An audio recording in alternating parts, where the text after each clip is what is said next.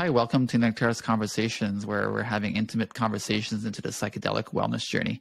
My name is Pascal Tremblay, and I'm the co-founder of Nectar. We're a psychedelic support ecosystem, and today I'm joined by my friend Phil Jacobs. Hi, Phil. Hi, Pascal. Great to be here, and I'm looking forward to the conversations and how they're going to unfold today about psychedelic medicines and sound therapy and things like that. So thank you. Likewise, me and Phil met like 18 months ago, I think, or 2 years. I don't know. The time has been flying so much in the last few years. I'm not sure. But around that time, I met Phil through a project that we collaborated on and had a beautiful conversation with him back then on the very first call, and then had another really good conversation with him on the second call, and then had a couple of webinars with him. And he's been hosting sound healing journeys on Nectar, and he's doing some amazing things. Phil, do you want to share a bit more about your background?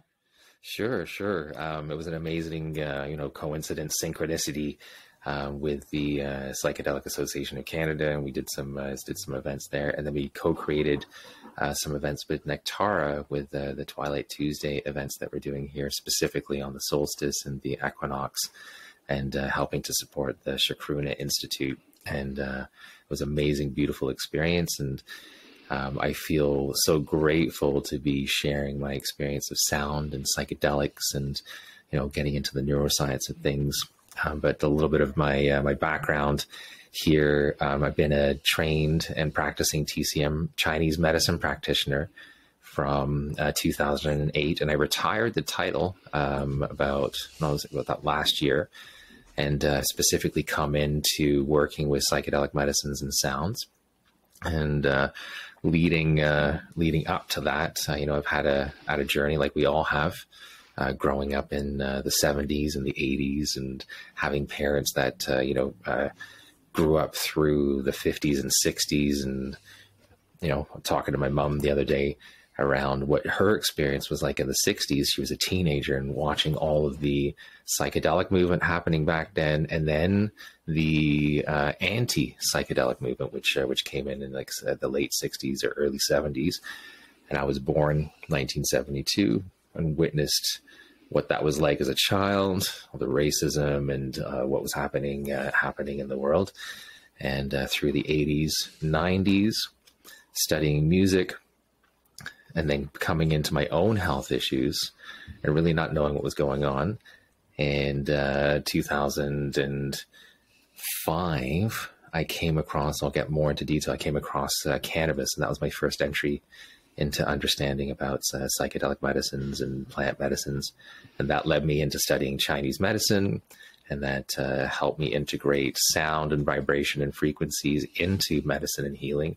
Eventually ended up healing myself, and come to this point of being able to talk about the neuroscience, the subtle body, the emotional body, and everything that's involved in the healing process, and how powerful psychedelic medicines and music is psychedelic. Everything is psychedelic. It's a psychedelic mind manifest. And so excited to be on this conversation with you and elaborate a little bit more about my practice and the things that I'm getting up to.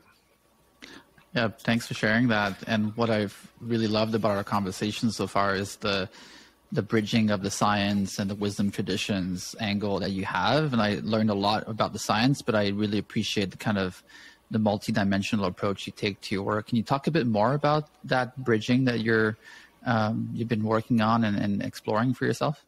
I can. Thank you for asking. It's I turned 50 this year. Which was quite a monumental birthday. But at the same time, I'm at a point in my life where I can integrate all of my life's experiences. So it's, going through the I guess I want to say the trauma or the how would I say, turbulence. Turbulence is a better word for that. Turbulence throughout my whole life, and then coming into what my spirit purpose is and what my emotional, my energy purpose is here, and what my universal directive is as a being on this planet, and to go through the trials and tribulations and the turbulence to get to this point. I feel very grateful. And, in my own healing journey, recognizing with music and sound, as early as, 5 or 6, really coming into, those Bee Gee harmonies, the harmonies of ABBA, and putting the headphones on and like listening to those frequencies and feeling and remembering how good that made me feel. And being in that state of consciousness, which inspired me to learn about music, learn how to play guitar, learn how to sing, and not recognizing at the time, because I really, really loved heavy metal music and rock and roll, and the revolutionary music, and the pushback against the system or oppression, oppressive systems. And I used my voice at that time when I was a singer of a band in a very, very angry way, and that actually affected me. Using my voice in anger, it not necessarily didn't hurt anybody else, but hurt me in embodying the anger. And, helped me to have a really good look about the importance of integrating emotional content, and then also the importance of what's the flip side of the emotion. Once we feel the emotion, yes, we have to express it. We have to, clear it from our system. But what then? What do we do then? Integrating like medical Qigong, which is a very, very important practice in my life. They came in and I started to understand the virtue which the emotion was signaling. So I can release the emotion, but then what can I do to reconstitute the body, the energy, the spirit, the mind, to come into a virtuous place that I'm not destructive, I'm more creative now. It's taken me 50 years to get to that point, but I'm very, very happy to be there. Yeah, it's a beautiful journey, and they say the older you get, the wiser you hopefully are, and it's a unique journey for all of us. But congratulations on your 50th year and the lessons and teachings you've accumulated through the turbulence. And I really connect with your story around putting on a really beautiful piece of music and really sitting with it and really feeling it. And for me, music has been a huge part of my journey. Like ever since I was 11, I picked up my sister's Walkman. There was yellow Walkmans that used to exist all the time. And there was a cassette, which was Metallica. And it felt so revolutionary for me back then to listen to, hard rock or metal. And it did have that energy of like, fighting oppressive systems. It did have this sense of freedom of expression. And that was deep medicine for me. And so ever since that day, I've just been listening to music every day for hours. And that's been a huge part of my exploration of using music and different sound styles, like different musical styles across many years. The styles shift along with the journey, and what I connect with on a lyrical but also frequency level like changes along with how I'm changing along my own healing journey. And so I really love that you bring that into the fold, and the conversation today is just the beauty and power of music for healing. Thank you.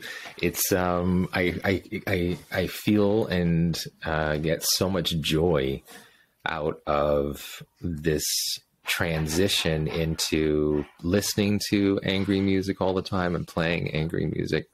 Anger is a very, very important emotion. I'm not playing anger down at all, but it was signaling something. And where I lacked the wisdom in is that I stayed at it. I stayed in the anger, where the anger is signaling something, where there's a boundary inside of me that's been crossed, or it's in conflict with my heart's desires. And the anger, we know anger as an emotion will fire off the cortisol levels in the body, which will then influence the kidneys and the adrenals. And that cortisol in the body all the time with that anger response is going to produce all kinds of or ranges of health conditions and health issues. With the cortisol in the bloodstream, you can consider it a base hormone or a root chakra hormone or close to a sacral chakra hormone.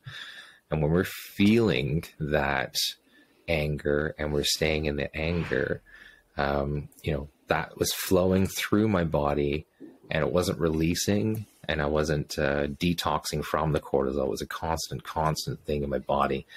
You know, as growing up in stressful situations and in the environment at home, it was my baseline. So that's what I knew. But there was nothing, I'm going to say nothing publicly accessible that said, well, here's your anger. What can I do with it? What happened was, even in therapy or in a psychotherapeutic dynamic, was talk about the anger, but then that left me in the anger. It didn't really talk about the anger and help me shift into what I now know is a very important system in our bodies, right? So the emotion from what I understand now and what I experience is the sympathetic nervous system response. And if we stay in a sympathetic, we know the sympathetic nervous system response is the fight, flight. There's a few other ones, you know, there's like 5 things I can name, right? But it's the fight or flight in that survival mode. Like, I feel like I'm going to die. Something's crossing my boundary and I feel like I got to protect myself, like protect so hard. And when I started to learn about the parasympathetic nervous system, I was like, oh, what's this? What is this?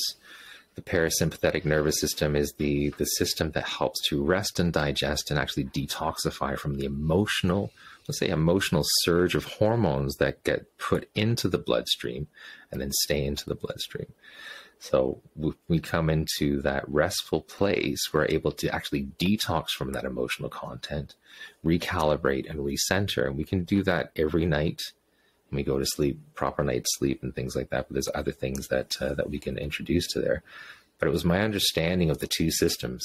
We have a sympathetic nervous system, which is the emotional response. And the emotional response is not necessarily anger. And from Chinese medicine, I'll go through the 5 basic emotional responses, which is fear, anger, anxiety, worry, and grief and sadness. That's the emotional response. So in the parasympathetic nervous system, there's a virtue which goes simultaneously, like the yin and yang. So we got the yin, which is the emotion, and the yang, which is the virtue. And the fear, the virtue is wisdom. Anger, the virtue is compassion. Anxiety, the virtue is joy. Worry, the virtue is trust. And then sadness and grief, the virtue is integrity. I'm like, okay, well, how does this all work? And going further into that, we can get into this a little later in the conversation about if we're stuck in the virtue, this is the flip side of this. If we're stuck in the virtue, we're not getting any sort of emotional signaling, which could land us in a very depressive state. If that makes sense. An emotional state is a very heightened protective state. So there's a flip side to all of these things, and it's an understanding that we have to have a balance of both. We're human beings. The emotions are there to tell us something, and it's up to us how we integrate that information from the emotion, not acting from the emotion. If that makes sense. We look at that brings in that psychedelic place of where we go, and I feel like I want to hear what's coming up for you. Yeah, it's one of my teachers, Robin Clemens, says, feel the emotion, don't become the emotion, which I think is what you're alluding to in well-spoken words there. So you were a younger man, like feeling this surge of angry energy in your body, and you're using your voice as well to do that, which is a whole different level of connecting with sound, right? And you're working through these intense emotions. And what changed in terms of your narrative around that, and what did you seek in terms of tools and knowledge to support yourself in that transition? Good question. It's given me all the flashbacks since the beginning of my lifetime in this occurrence. Growing up, how I grew up, I'll talk about culture and environment. I just grew up first 10 years just south of London, England. And the racism was pretty brutal.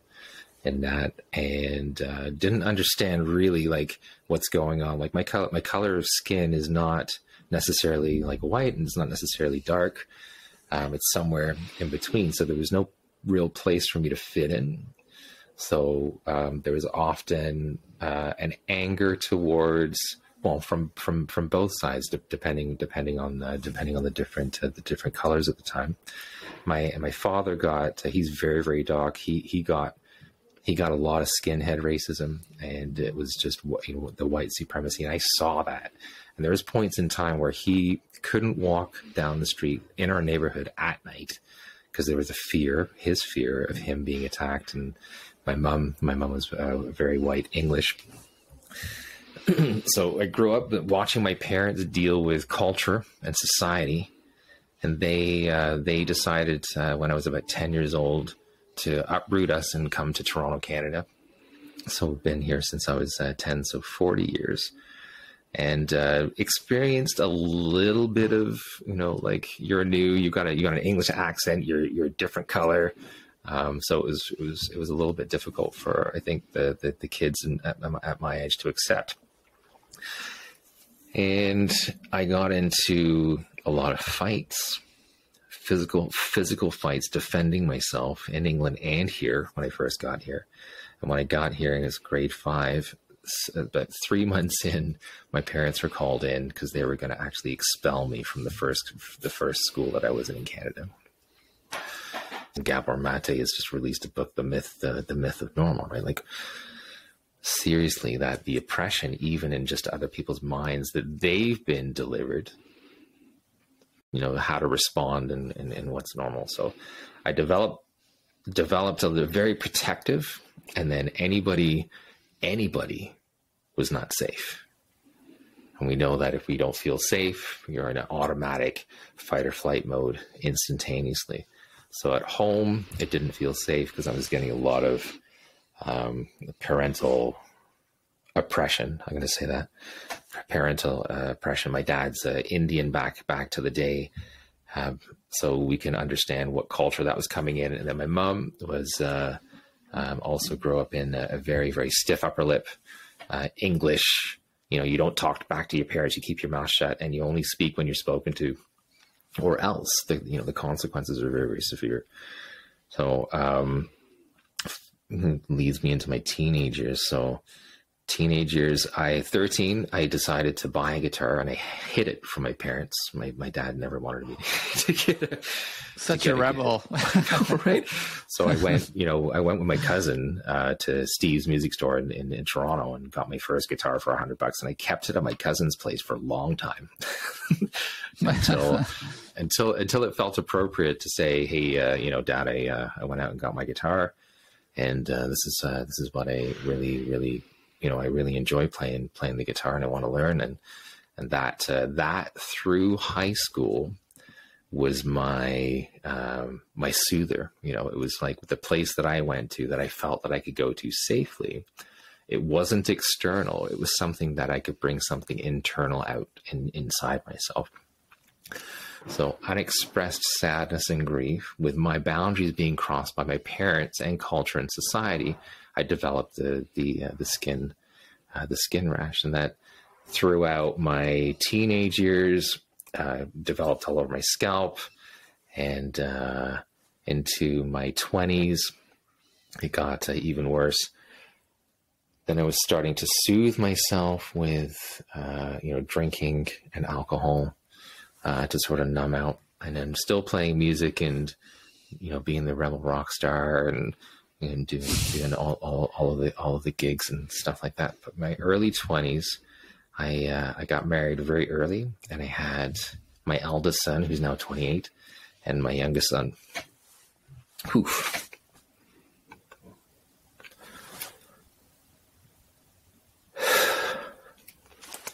is I didn't know those emotions are still, they're very, very present. My youngest son, who's 22. So I had, both of those in my 20s. And when I was in my teenage years, I swore to myself I would never, ever do to my kids what my parents did. Mm-hmm. So when I got married and had kids, there were stressful situations that my reactivity, I reacted towards my eldest son, not the way that I wanted to. And I don't want to get into details. It was pretty harsh, but I felt so fucking bad, so bad afterwards. I left the marriage and I left my kids. That was the first thing in my mind. I'm like, you made an agreement that you would never, ever do this. Now you've done it. What are you going to do? And, later on in my years, my eldest son, we've had some good healing conversations. And I think I don't know if it was last year or the year before. He was like, fuck you for leaving, Dad, but thank you. Because he's understanding about how, the trauma, how it gets stored in the brain stem. And like, if you go into a fight or flight mode, that's the only programming you know how to come from. We look at, the environments today and things like that. So back to my body and my immune system, the skin rashes and the psoriasis. When I was 33, I was playing a gig, playing guitar, and I was singing in a bar and just playing the circuits and stuff like that. And through the first set, I started to lose the ability to move my hand. And then I lost the ability to actually sustain a vocal tone in tune. I'm like, look back to my drummer. He's like, you okay? And I'm like, don't know what's going on. Really don't know what's going on. I said, okay, we're going to take a break. So he hops on the mic. He said, hey, we're taking a break. Put my guitar down, run to the phone, call 911. Oh, no. I called telehealth. And I said, these are the symptoms that are happening. They thought I was having a stroke. So I went to emergency, told them what happened, trying to tell them what happened. And as I'm telling them, my faculties of remembering were just like disappearing. And so they took me into emergency, and I ended up staying in the hospital for 5 weeks. And through, the first week, I couldn't feed myself. I couldn't walk. I couldn't dress myself. And then, 4 weeks later after that, they're like, well, you have a form of MS, which is very, very rare. So multiple sclerosis.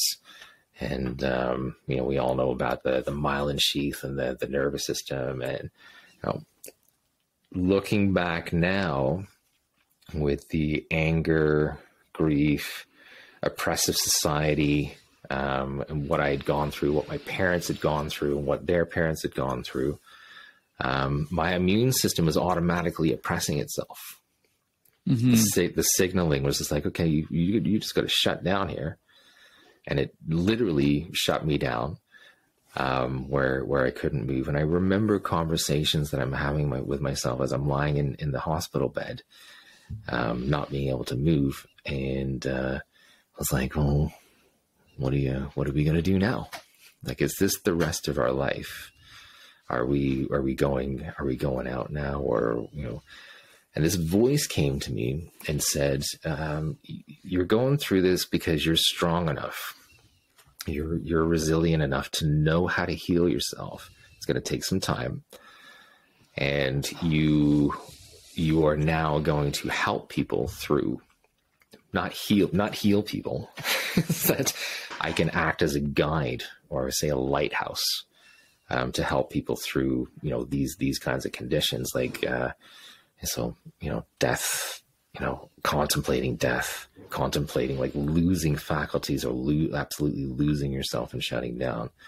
And, so that was that big incident. That was the big incident. I call it the Jesus year, right? The Jesus year, where the universe literally killed me.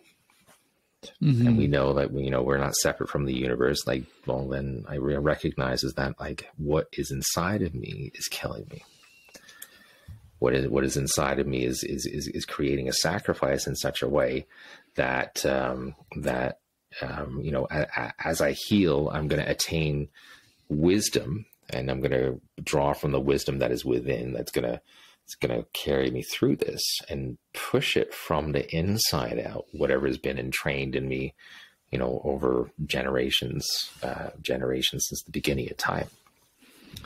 I'm understanding from my experience of what I've gone through with Western medicine, when we're looking at the psyche, they're looking at sort of disconnecting the body from the psyche, right? Which is, we know the trouble with that, but we know the effectiveness of that to, to heal ourselves. Sometimes that needs to happen. But if it's constantly pills, constantly like numbing out and things like that, it's not effective. It's actually worsening the body's conditions. So integrating the emotions and understanding how the emotions and the mindset and the energy and the spirit of the person can actually, from the inside out, start to heal the body. That was absolutely incredible. And that led me into internships in Guatemala and China, overseas, with fabulous experiences around seeing how they're integrating this medicine with Western medicine. We can influence that subconscious vibration that we can then flush out what's making us sick, and then really bring into the true, authentic self. So that was, and then that was my sort of step in and gateway to really using psychedelic medicines appropriately in a healing sense, and then understanding from a contemplative psychotherapy, a relational psychosomatic therapy point of view, how important this work is, and the sacredness of the container that needs to be happening with this type of healing. Beautiful. I love your story around having this history with your parents and your upbringing, and with oppressive systems, and the connection to music as sort of a savior, I would say. Is that the right word? Like some new thing that got into your life that transformed your life forever. And I love the kind of irony in the poetry of you having lived with parents that were kind of culturally or in a very real way traumatizing you around suppressing your voice and your creativity, and then you picked up a guitar in secret and made music and your voice, your medicine, and sharing it with the world as well. So I just want to commend you on that journey of deep internal healing through a lot of pain and suffering, and eventually kind of leading the way to like sharing those gifts into the world, and how it was divinely called in, I would say, on that Jesus year that you called, which I love that you use that term. But I just want to commend you on the journey you've been on, and just the unfolding of the gifts and the unfolding of the knowledge, which, as you've shared, is, there's a lot to learn there. And I'd love to learn more about the science behind healing and sounds, because you talked about frequencies, you've talked about kind of the emotional content of music. I'd love to hear more around what you learned along the way around the sound of frequencies, and also the healing that comes with it. Like what is the latest science, and what are the things that you found the most interesting along your path? Thank you. Thank you for witnessing my story, Pascal. It's a beautiful feeling to be witnessed, and probably one of the most important things to embody is to be purely witnessed by another being, another human being, soul being. So thank you for that, and thank you for the space. It's it was interesting to come into Chinese medicine and traditional medicines, and really understand, and back in the day, the cultures, the medicine person, I'm going to say feminine, masculine, however you want to bring that forward.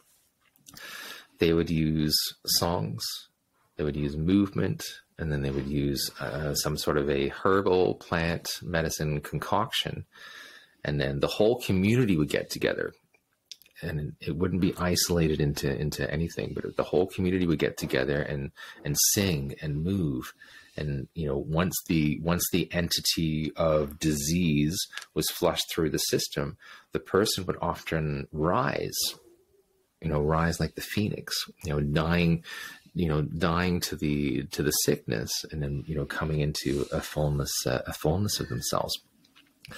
And what I learned in, you know, I'm going to come back to medical Qigong, right? Because medical Qigong was pre-Chinese medicine, and Chinese medicine was based out of that, you know, that Qigong, Taoist Qigong practice.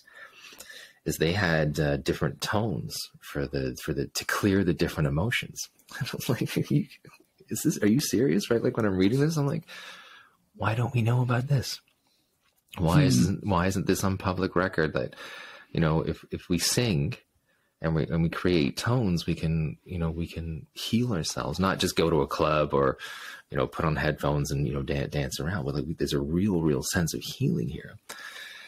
And so then I was like, okay, so I can sing, play guitar, I can play music and things. So I started to, you know, not perform, but integrate sound and music and songs into like my acupuncture sessions, and then watch how quickly the body could recalibrate itself.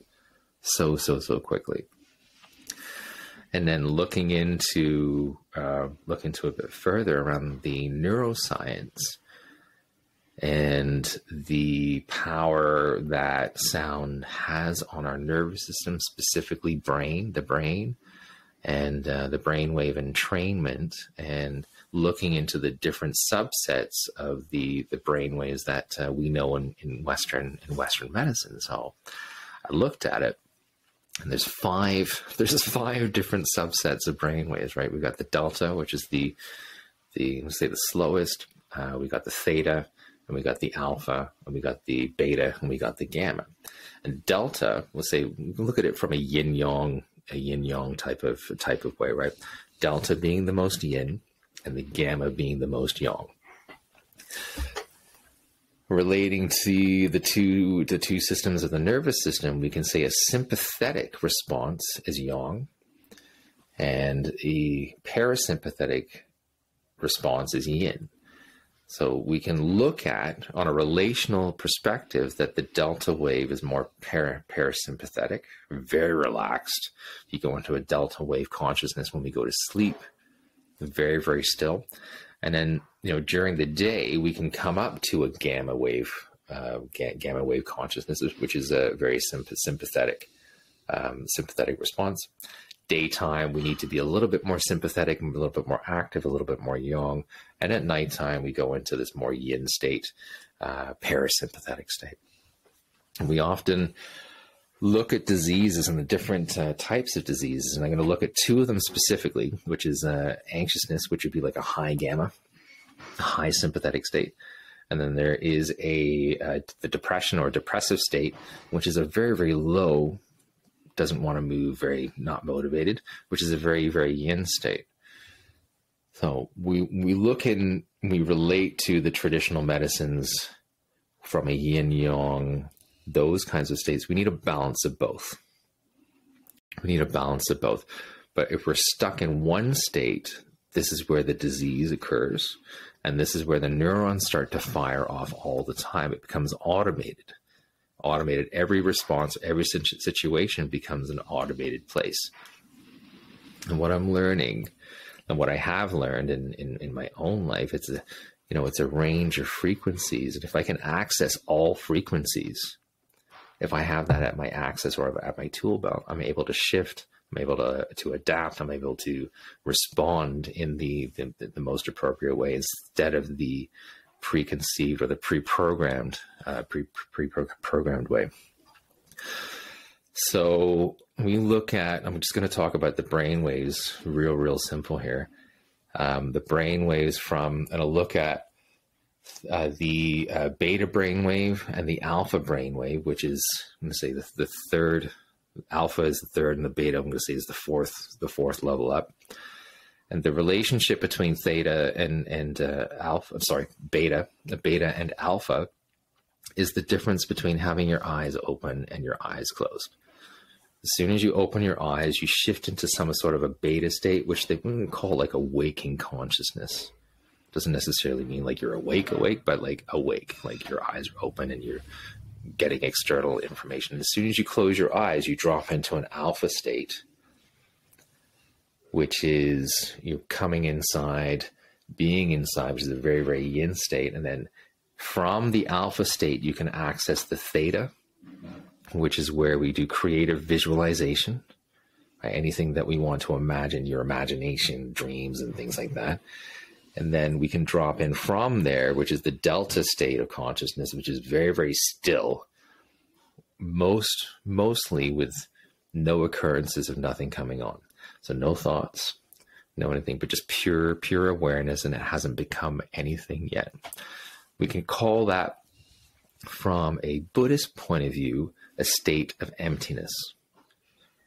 It hasn't become anything, but it can be anything. And in that state, in the delta state, we can really come into a vibration of self, and then work our way up into, once we're in the delta state, into a theta state where we can actually start to visualize and imagine what it is we want to shift, whatever it is we want to change, or whatever information that is in there that we want to do. And then the alpha, when we come into the alpha state, which is just pre-opening our eyes, it starts to embody, that vibration starts to embody in our nervous system, which is very powerful. And then when we open our eyes, then we can start to act accordingly and take action to what it is that has come through in those states. And then the gamma is heightened awareness. And I'm exploring this a little bit more, because back in the day, it would be a combination of all of those brain waves accessing the gamma state, where, you know, the ancient monks in the day used to move stones with their minds. They used to be able to move things with their minds. That's like crazy amazing. And I'm learning about this. And in the interconnectivity of all things, we can influence, vibrational wise. I know that we can influence, people in a room. If we're over happy or overly sad, we start to feel that vibration or resonance. In a full embodied state, I feel what we're capable of is that we're able to do those things that we were told that we can't do, or maybe necessarily told that was witchcraft or devil's work. It was a very, very oppressive state. So as I'm coming through this, I'm understanding the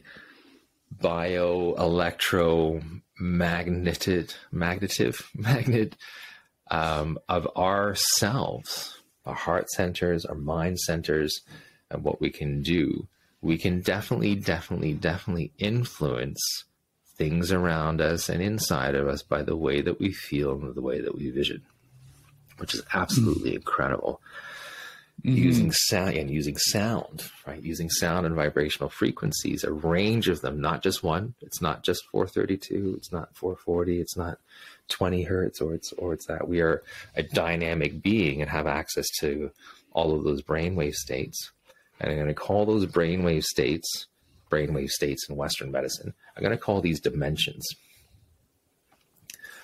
The dimensions that we have access to through, and psychedelic medicines help us attain and access these other dimensions that are inside of us, and be able to embody and integrate them in a very holistic way, and come into really authentically who we actually are as beings on this planet, in this universe.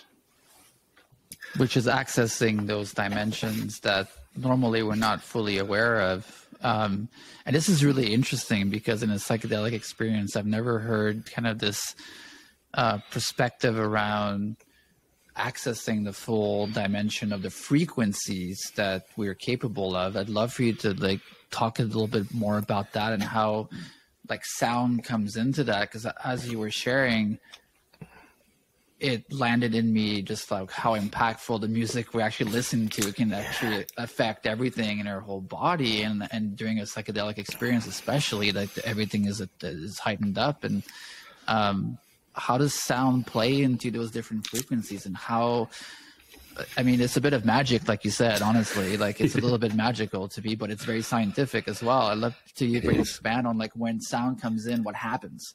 Sure. Okay, well, let's talk about the body systems. There in the ear, there is what they call the auricular branch of the vagus nerve. And in the larynx, there's the laryngeal, pharyngeal branch of the vagus nerve too. So there's a feedback loop of the vagus nerve as we're taking signals in through our ears. There is cranial nerve, I'm going to say 7. I get these mixed up every once in a while. I think it's cranial nerve number 7 or number 8. The vestibular cochlear nerve coming in through the cortex, in through the limbic system, in through to the brainstem, which is responsible for balance of the system and joining of the left and the left and right hemispheres of the brain. So we're already wired for sound to take us to these dimensions. Now if we're listening to a song specifically, we can relate the different instruments to the different brain waves. So a drum beat or a pulse or something like that is I'm going to say no faster than, 200 beats per minute, 240, 40 beats a minute. Like you're getting up there, you're getting to like thrash metal and things like that. But that range with the drum beat, can go down to 60 beats a minute. And we can relate this to hertz now. So the delta wave consciousness is between 0.1 hertz and 4 hertz.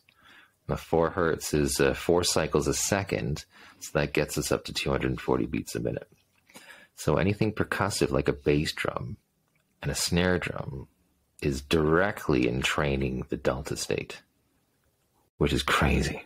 You can feel that, and the pulse is going, and then all of a sudden there's this innate, the body wants to start to move, and we don't know why.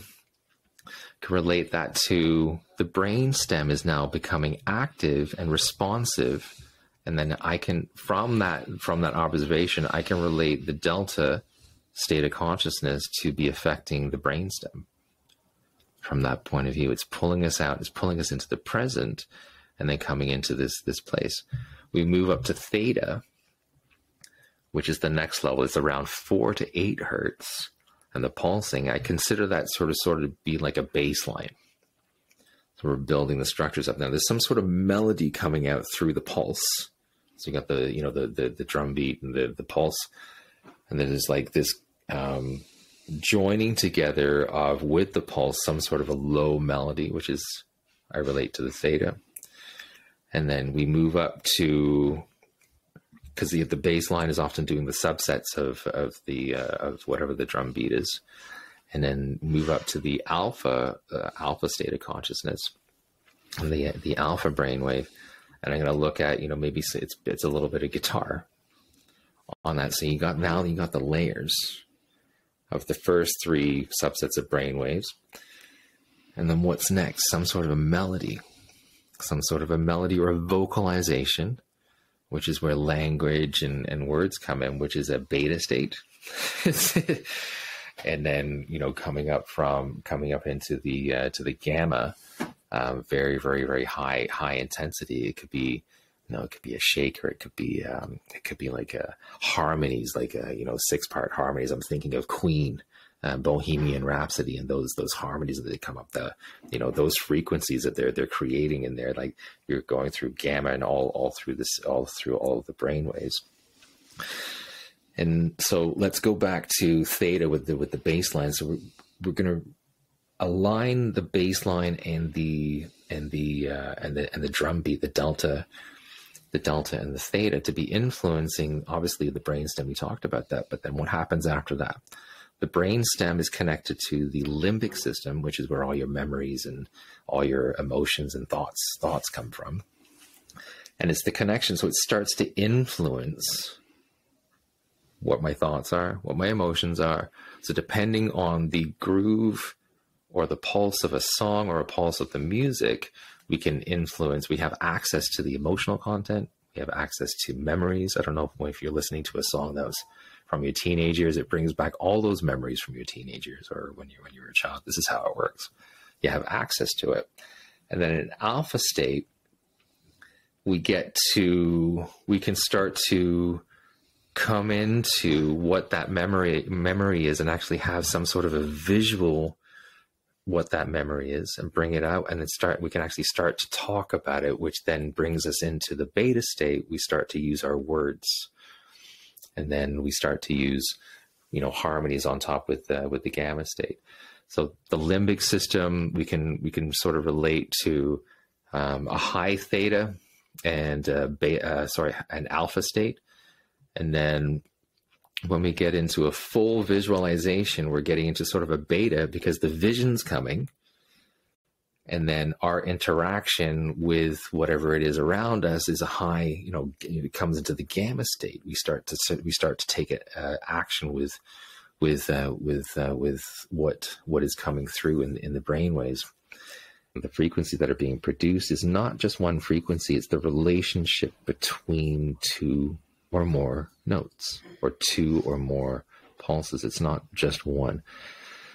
In that relationship, we create what we now know as a binaural pulse, binaural frequency, that's the importance of helping our nervous system understand where we need to go, how we can drop in, and how we can really come into being present with ourselves. It's those frequencies we join, allows the joining of the left and right hemisphere, as well as access to brainstem, limbic system, and gamma, or the cortex.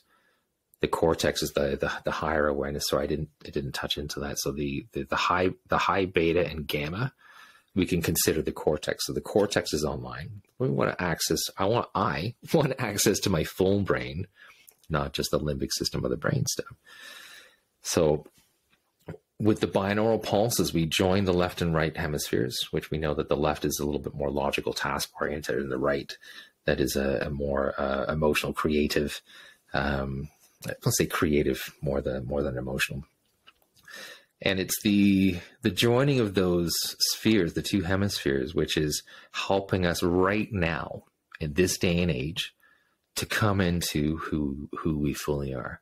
We've been programmed to be task oriented.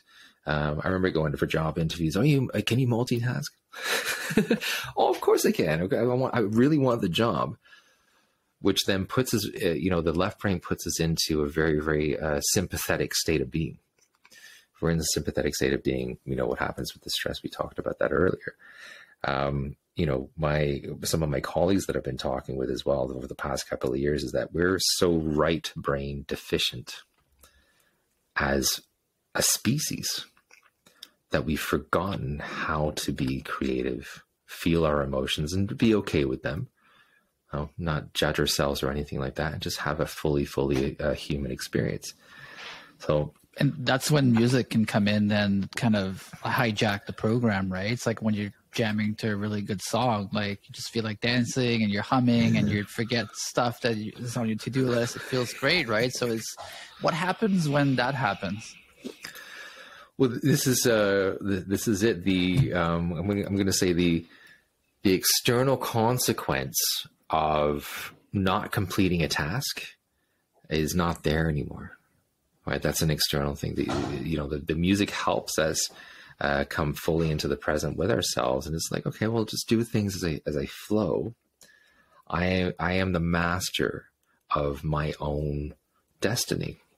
It comes into place, and music does. And I like the way you say it. It hijacks the sympathetic response, and then brings us into this full, community with all of ourselves. And then that allows us to be in community with others. And we're not specifically thinking about a task that I got to do and ignore everything else. Mm-hmm. And during a psychedelic experience, most traditions and most containers include music of some sort. Either you have a playlist with the face mask on, or there's a practitioner singing, or people are playing songs on their radio. There's a lot of times a music component.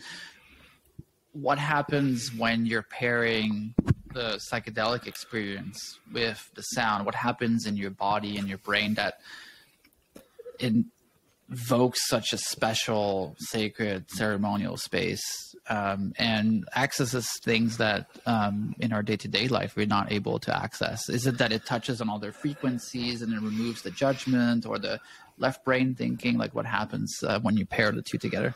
Sure. Great question. Thank you for asking that.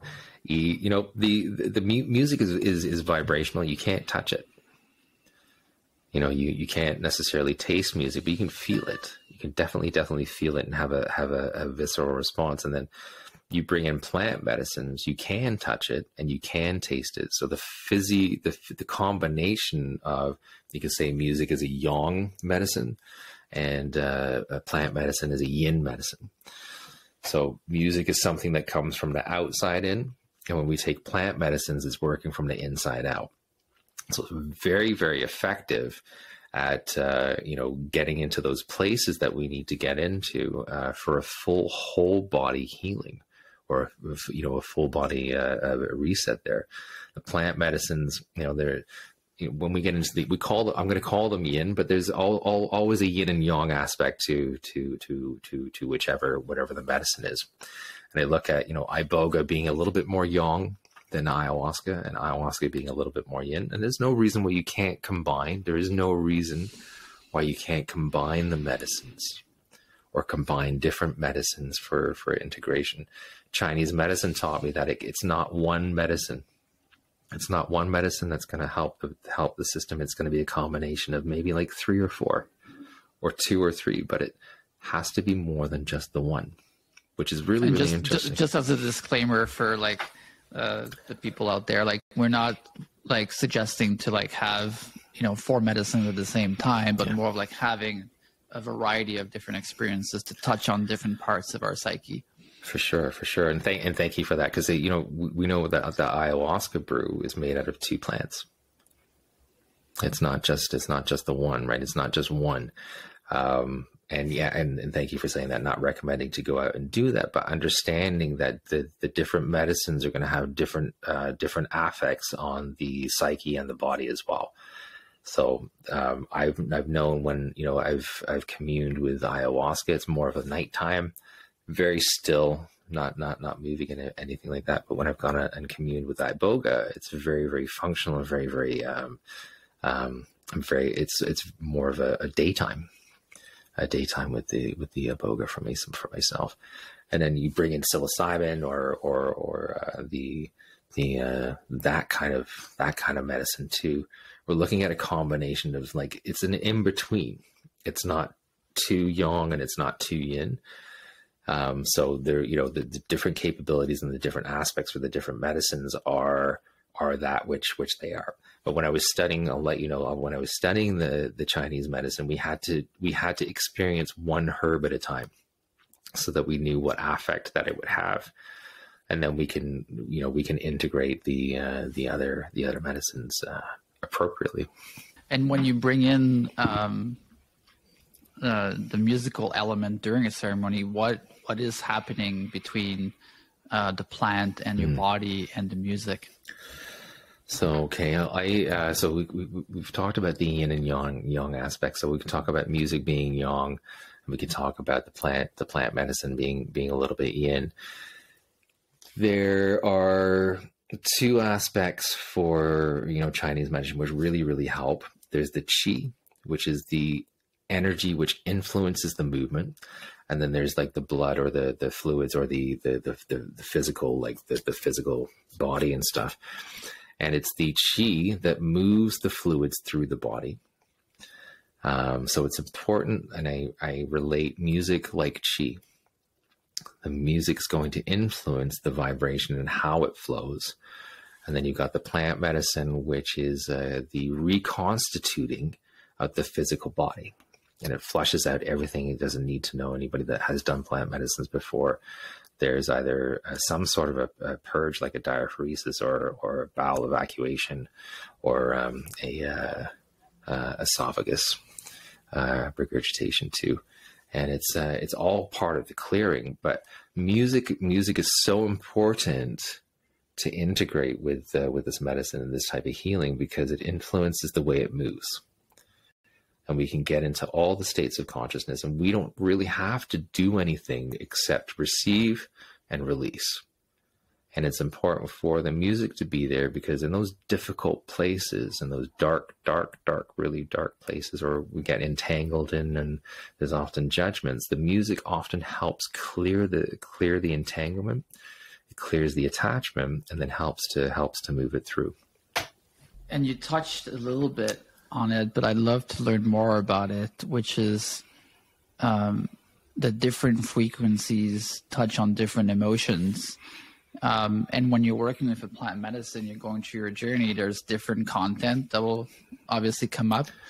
How does music or sound kind of bridge the experience of the sound itself into different parts of our emotional content? And how does it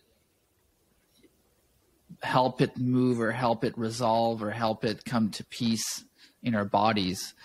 Which is a potentially deep question that is probably multifaceted and not such a one answer for all, but what are things you've experienced before in terms of, because you do sound therapy, like matching a different sound frequency with a certain kind of use case or a certain piece of content that someone's going through. Like, how do you do that, and what happens then?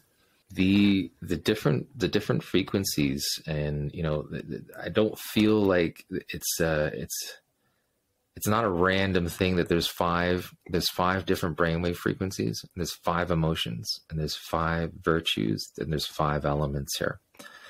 So depending on what we're working with, or what what a client would come and see me for with sound therapy or sound healing and plant medicines, the baseline would be, what is it that's most present? And if it's a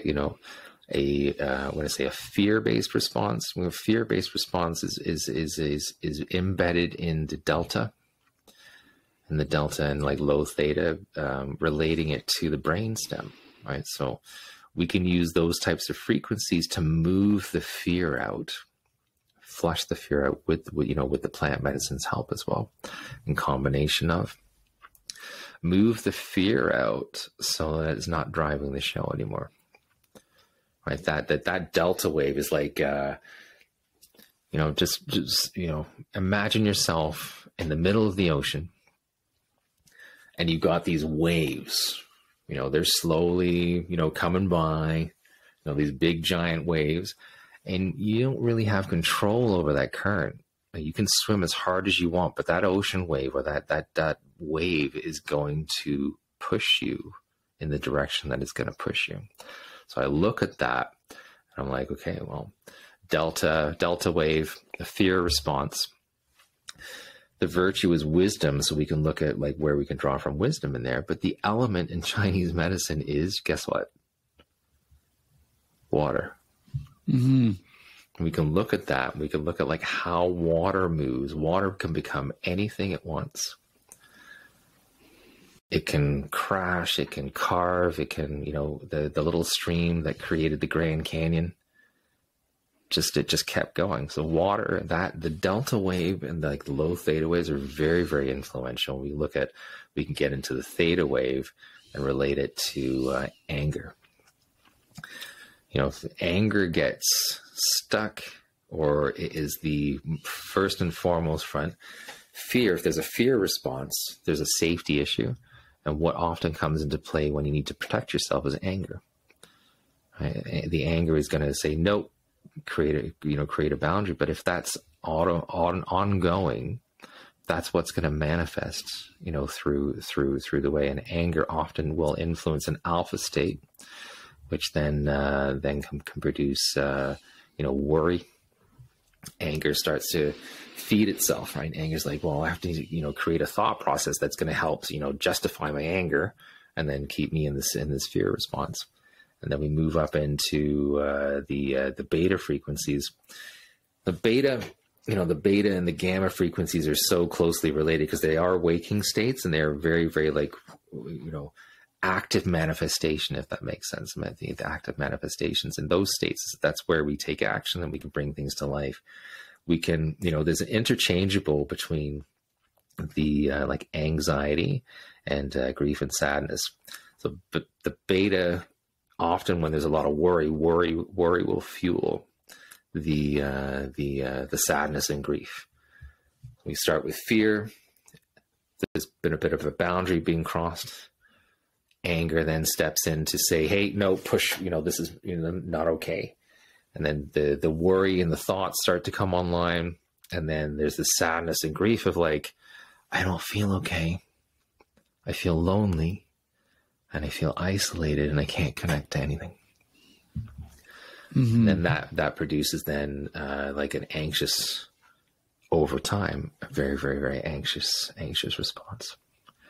And is that how you as a facilitator, and there's more frequencies and emotions, but once you've identified kind of a pattern or a signature or someone shared an intention around something, how do you create a music playlist for them, or how do you decide which sounds? Are you trying to counter or the fear response with something a bit more hopeful? Like how do you do that from both a scientific, but also like there's an artistic side of this as well, right? Like there's a creative side of this that comes in as well. And I'd love for you to share your process around that. Sure. Thanks. Thank you. There's so much that comes through with that.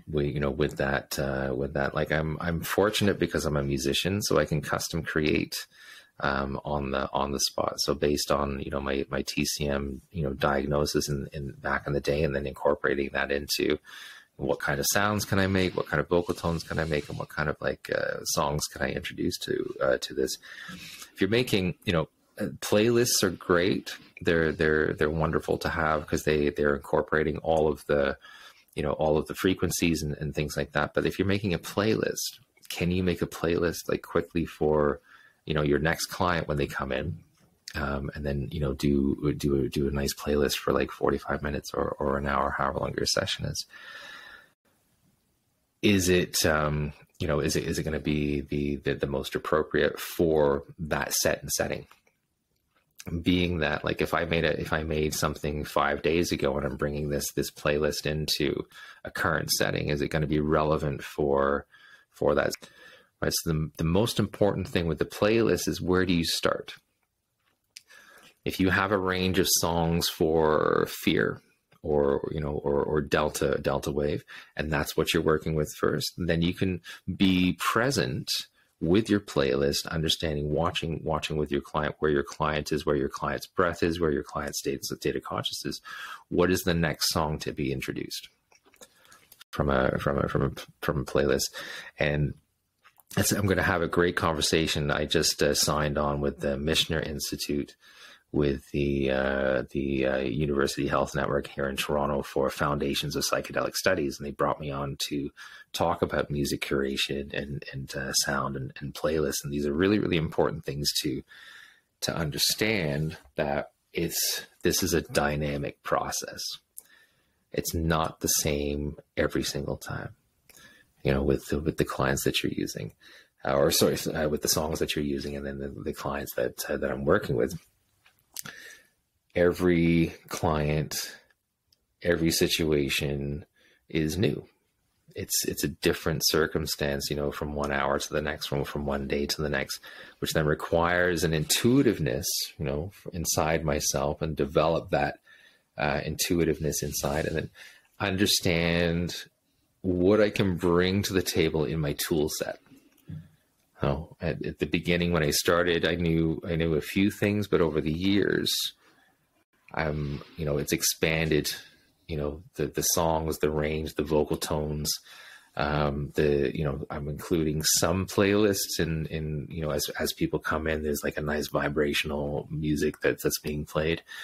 And then, depending on the tones and things, I can have that going underneath the session as I then incorporate some live aspect, using my voice or guitar, or crystal bowls, shakers, native Indian flute, and drumming too. So it can vary But I would caution against having like a static playlist. It's the same thing. I know for myself, if I'm listening to the same songs over and over again, I get a little bit bored.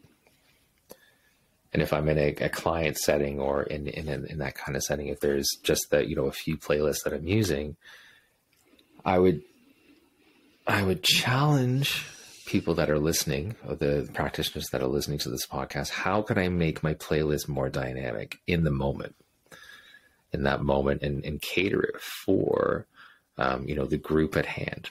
You see the group at hand, it might be a mix of maybe, 3 or 4 of the playlists that are curated, but at least I have access to what is the next song, or what is the next dimension that we need to introduce with the songs, if that makes sense. I'm seeing things spark up in you. Oh, well, I'm really fascinated by the frequencies relating to specific emotional content, and then like how sound can come in. And for example, if someone is working with fear, I'm curious to understand better, like if you have a curated playlist for fear, what are you trying to achieve in the nervous system and the frequencies of the person that alleviates them, or at least temporarily, from fear? Like, what are you trying to change there in the frequencies? Like, what happens when you're creating the perfect playlist for that person? Good question. We look at you. So you've created a playlist for fear, and you can create a playlist for anger and frustration and anxiousness and worry and sadness and grief too. And, have like 4 or 5 different playlists there. But what we're trying to do is, if somebody's in fear all the time, we want to give them access to the rest of the system. So like, we know that as the practitioners and guides, meeting the person or meeting the group where they're at first. So introducing those frequencies that relate to fear, but then bringing in some sort of maybe a verbal narrative to instill the virtue. What is the fear saying? All right, so there could be a narrative or a song that invokes that sort of contemplation. And we know that with words and spoken voice, we're accessing a high alpha and a beta state. So it's giving the delta, I would say the delta state, access to a range of self, which is a little bit more waking, and then being able to be present with the fear, and then understanding and vocalizing what it actually is. Once we've done that, we can drop into some sort of a theta, which we can then reimagine or revisualize what it is we want the response to be instead of fear. It's like almost like a hypnotherapy almost. Well, it's exactly like that's how hypnotherapy works. And from the theta state, we have now access the delta, the theta, the alpha, the beta, and then all that's left to come online is the gamma awareness, which is the cortex, the higher brain centers, and our decision executive functioning, and we'll say the spiritual aspects or spiritual connection, or the crown chakra. That's where we want to go. We want to move. So depending on what the state is, and often it's the fight or flight or the fear response that's driving the show. We want to work with that, but depending on what is presenting itself, if it's anxiousness, if it's worry, or whatever that is, you can start with that specific brainwave and then introduce the other dimensions, so to speak, or the other brainwaves. I hope that answers your question.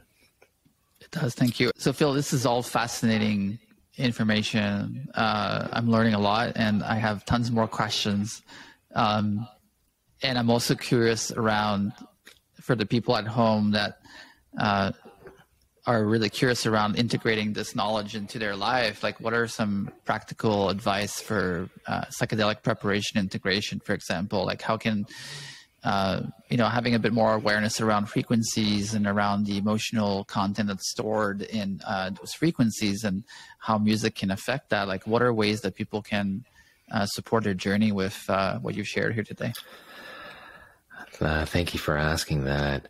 It's taken a lot of my own personal experience and my personal journeys with the music and frequencies, and exploring different tones and different aspects of that, and really understanding how it affects myself in that. Because, you know, when we enter into a ceremony, or we enter into any sort of energetic dynamic with a group or a one-on-one session, we have to understand that we are not separate.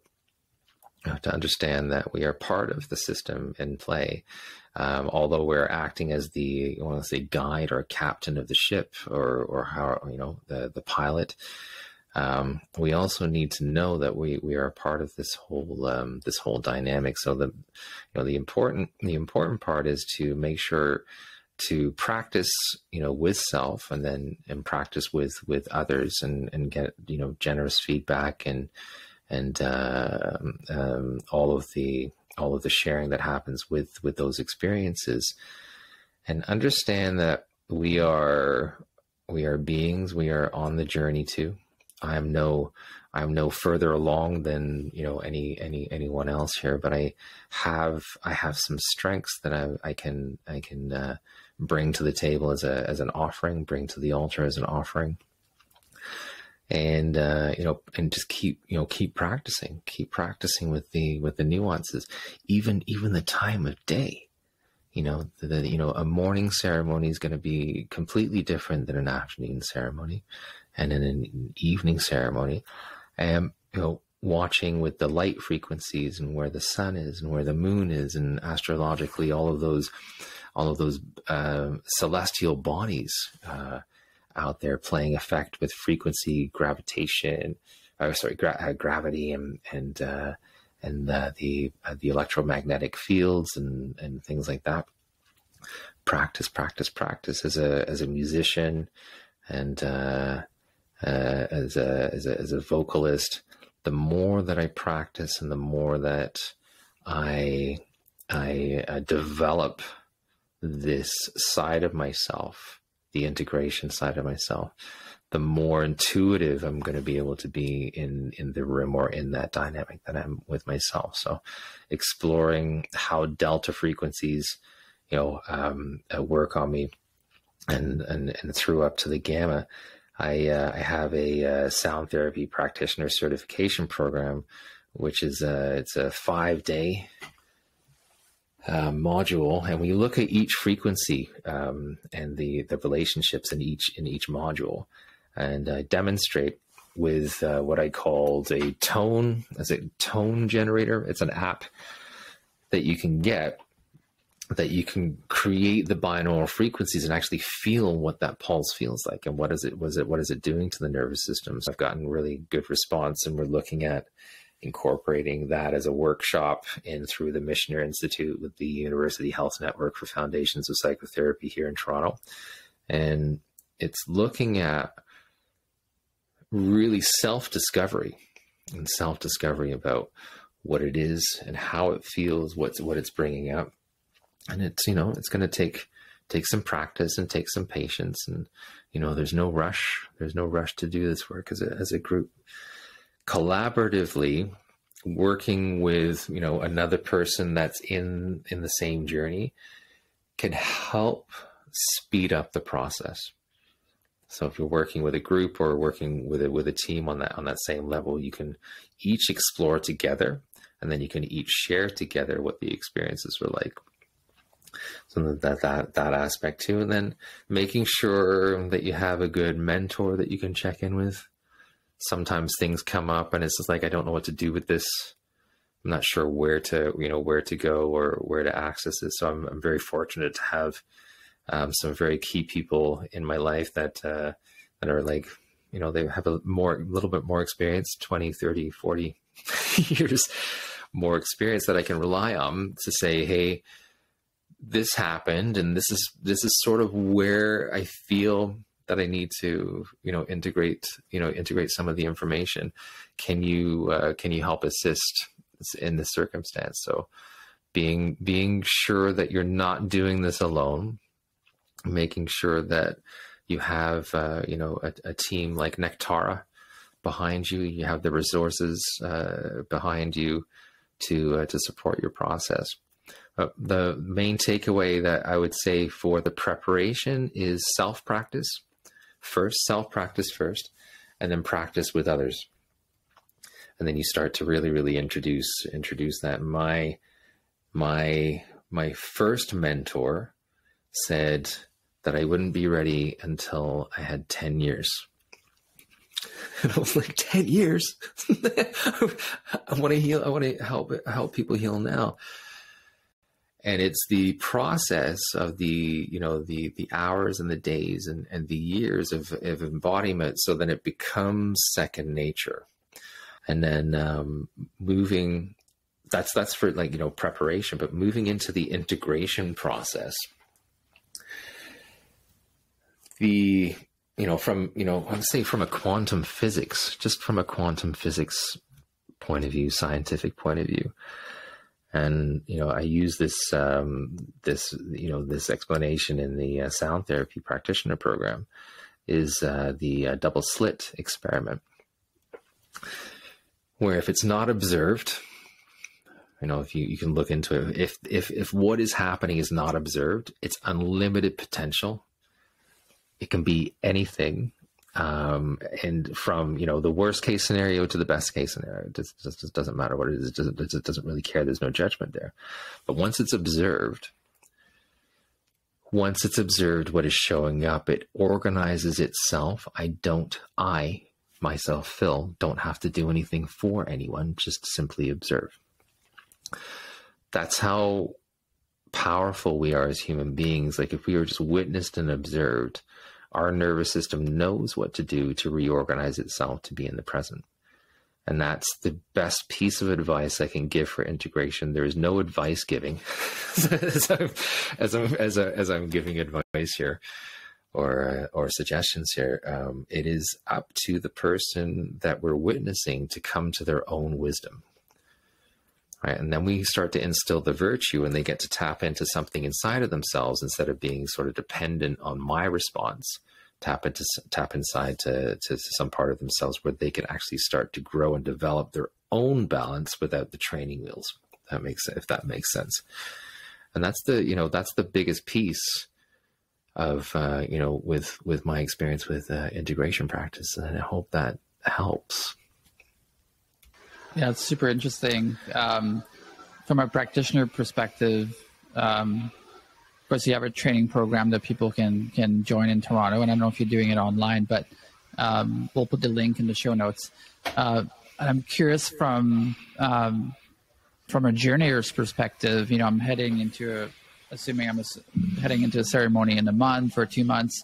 How can I leverage sound and music to help me land in the space in a safer and deeper way? And then conversely, how do I leverage music? Like typically what I do is I have my giant playlist that I put on, and it's just like music I love, and it really gets me into the medicine space. But what's a more like scientifically trauma-informed way of leveraging sound for before and after the ceremony?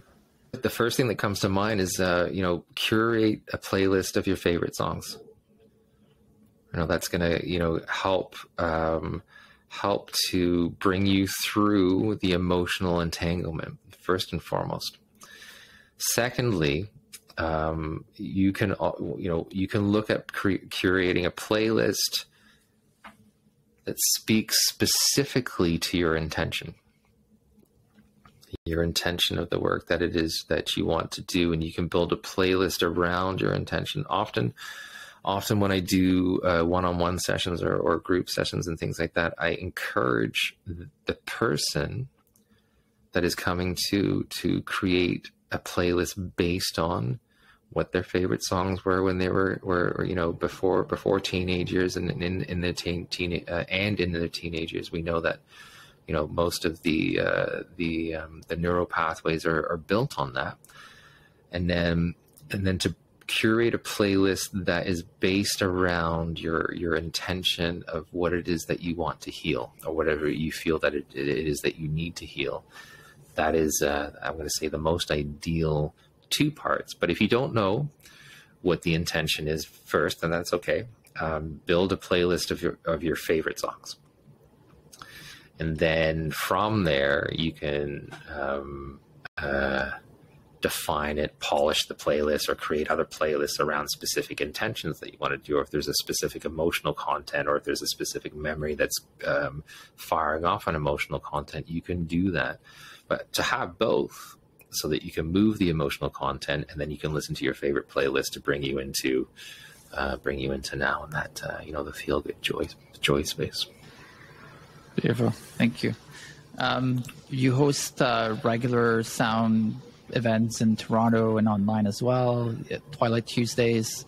A lot of what I've seen you do is bringing community around sound, which I found beautiful and amazing. It's reconnecting us to our ancestral roots of getting together around a bonfire or music, or it varies, but the power of community and sound. Like, you want to share a little bit more about what you've experienced there, and how are you bringing community around sound, and how can people engage with that?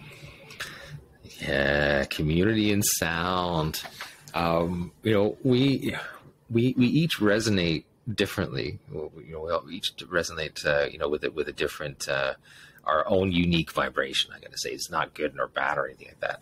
If you can look at us as two different notes coming together, that resonant frequency is creating a third vibration. So in a group dynamic, some vibration that I may be necessarily not aware of, or that is in the subconscious, can be brought through and witnessed through somebody else's work. As our nervous systems come together in community and in groups, it's the mirror neurons in our brain that are interacting with each other, even pre-verbal. So all of those downloads and all of those signaling, as we go through our journey together, so we heal together at a more expansive rate. And it's a beautiful thing to come together in a community. I've seen some wonderful things happen on Twilight Tuesday. So we're really excited to be doing that. And we're going to start up the Twilight Tuesday next spring in person. But it's been a year since I launched it online, and it was like a week after I broke my ankle on this full moon in Taurus last year.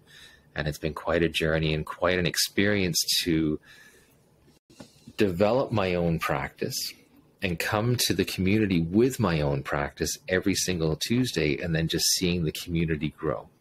It's not something I could put together so that I would do something for the community. I showed up doing something for myself, and then allowing and giving permission for the community to do things for themselves in community. And that was just a switch, a total switch, and in my practice and in my intentions and things like that. And then the sound therapy practitioner program, it's all online now. We launched it last year. So we did the live classes, and then we recorded them. And it's a 100-hour continuing education program that has been partnered with Daybreak Therapy and Training here in Toronto. And if you're a psychotherapist or a social worker, this program is eligible for continuing education units. And I feel that that's pretty revolutionary in these times, that psychotherapists can actually take a sound therapy program and get continuing education units. I laugh with joy. It's amazing that you can incorporate this. We did it in such a way you can incorporate sound therapy into your practice wherever you are.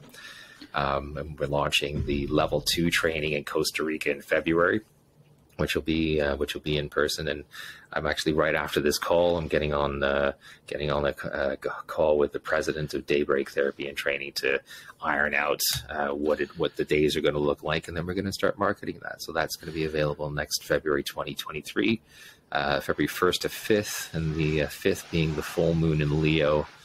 I'll just say that. That's beautiful. You were talking earlier around the science and everything, it just dawned on me that, like, I personally feel like every practitioner, a therapist out there that's working with people, that's working with, the healing space in general, should be trained in just science and of sound and how it interfaces with the body, mind, and soul, really. And even, dreaming further is like, let's have our city planners and people that design airports and stuff to be trained in this stuff so that we can create these places of sound healing wherever we're going. Not to put music everywhere, but just to have an understanding of how we can create better spaces for humanity to live in. Really, like, that's a big piece to me. I find that it's maybe in the future we'll be having conversations where there's a lot more access and a lot more understanding of sound, and so that we can weave that into our everyday life. I find that very interesting, and very hopeful about that in the future. And so, yeah, thanks for putting the program together and doing this sort of work. It's beautiful. And yeah, thank you so much for sharing your story and your knowledge. And I feel like there's a 10-part series here. We can go on into science, and hopefully we touched on the main things. But yeah, thanks so much for sharing this with us today. You're so welcome, Pascal. Tag, this has been a wonderful conversation. Thank you, Phil. Thanks for joining us. Really appreciate you and your work. And blessings on today, and looking forward to the next conversation. Thank you, Pascal. Hope you have a wonderful day. And anytime we want to talk about sound and frequencies, vibration and healing, I'm happy. I'm happy to jump. Thank you. All right. Take care of yourself.